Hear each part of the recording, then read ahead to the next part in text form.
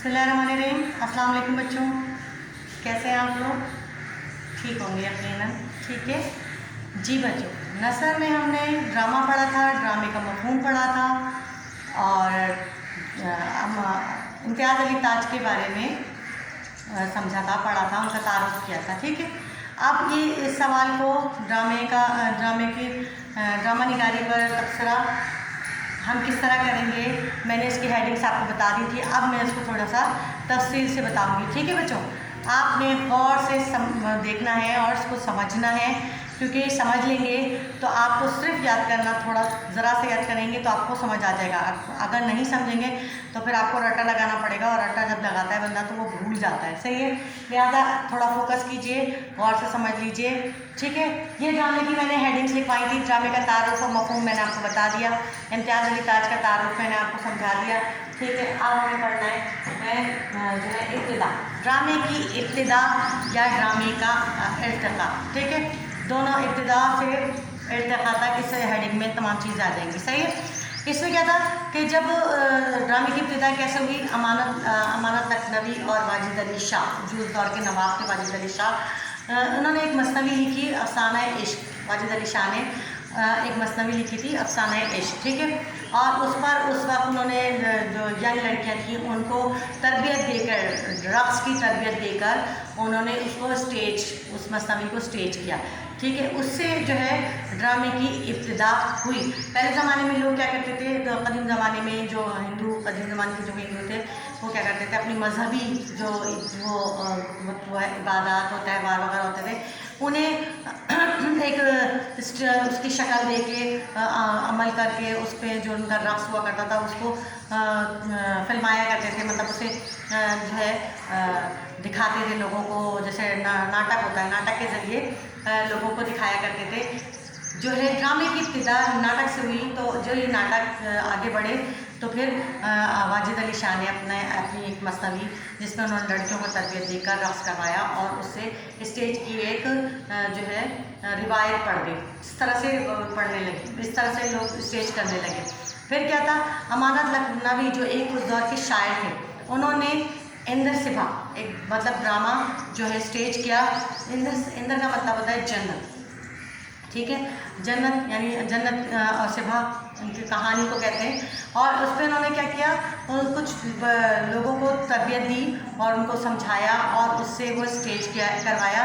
इस तरह इंदर सिभा को उर्दू ड्रामे का अवलीन दौर कहा जाता है।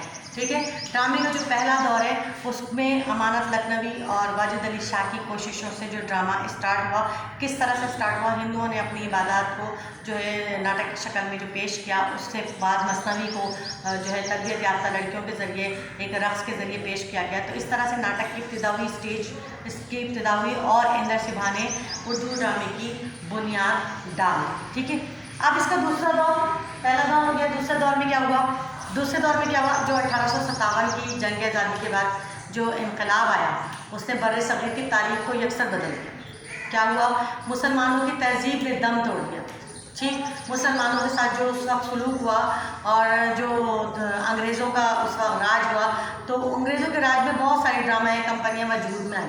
ठीक है, और बहुत सारी ड्रामा कंपनियों ने अपनी अपनी दुकान चलाने के लिए बहुत सारे जो है ड्रामे लिखे और ड्रामे स्टेज किए। उस ज़माने में जो क्या हुआ, अंग्रेज़ी बहुत सारे ड्रामे लिखे गए और ड्रामा निगार जो है बहुत सारे नए ड्रामा निगार सामने आए। उसमें एक ड्रामा था लैलो नहार। ठीक है, लैलो नहार के तालिब जो है बनारसी को बड़ी शोहरत हासिल हुई। लैलो नहार से तालिब बनारसी ने बड़ी शोहरत हासिल की उस दौर में। उसी दौर की याद में आगा शर्मी थे, वो उसी दौर की यादगार हैं।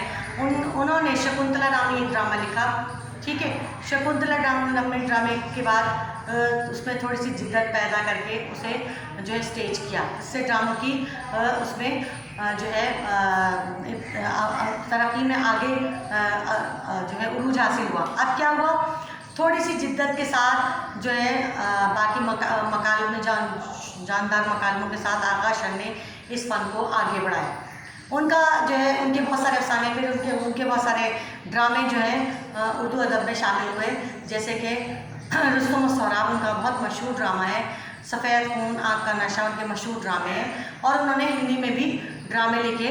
आगा अशर को उर्दू ड्रामे के दूसरे दौर में शामिल किया जाता है और उन्हीं से ड्रामे की जो है तरक्की का दौर आगे बढ़ता है। ठीक है, तीसरे दौर में क्या हुआ? तीसरे दौर में जो है फिल्मी सनत आ गई। ठीक है, फिल्में बनना शुरू हो गई। अब फिल्में बनना शुरू हुई तो ड्रामे या स्टेज को जो है जवाल हो गया और लोगों ने फिल्मों में दिलचस्पी लेनी शुरू कर दी। तीसरा दौर 1935 लेकिन जब जैसे ही 1935 में रेडियो स्टेशन कायम हुआ तो ड्रामे को एक नई जिंदगी मिल गई और रेडियाई ड्रामे शुरू हुए लिखने, यानी कि रेडियो पर ड्रामे किए जाने लगे।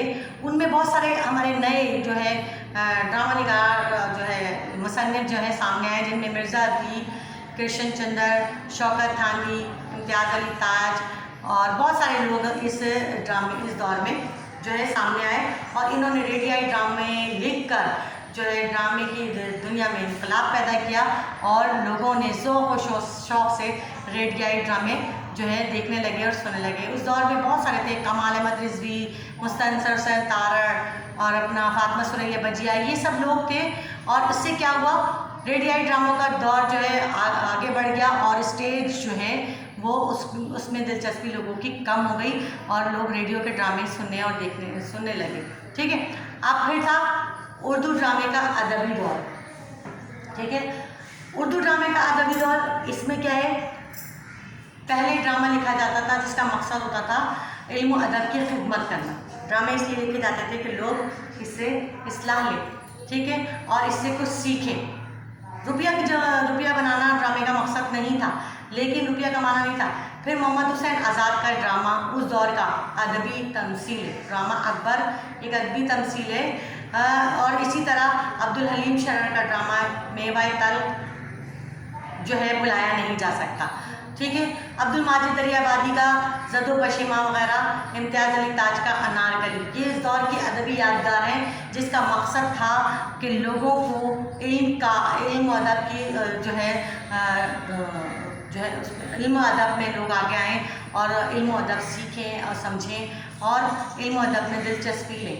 उस वक्त ये वो नहीं था ड्रामे का मकसद कि उसको जो है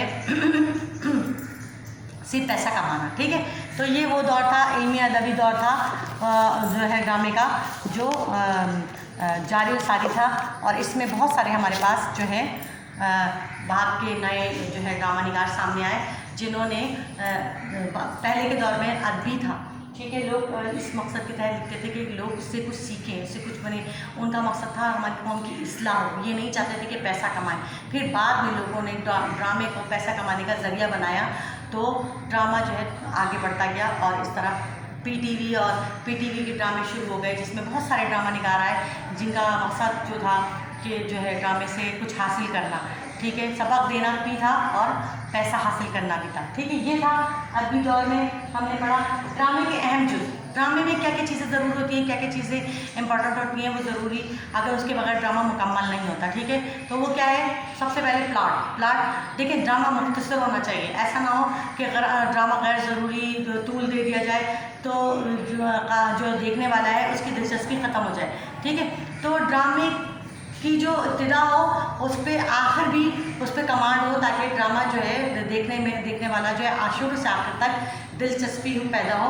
उसका प्लॉट जो है इतना मजबूत होना चाहिए कि ड्रामा जो है जो लोग जो भी देखें उसे भरपूर इंजॉय करें, तो दिलचस्पी लें बजाय इसके कि वो बोर हो जाए। ठीक है, किरदार निगारी, ड्रामे में किरदार निगारी अहम है, इम्पॉर्टेंट है।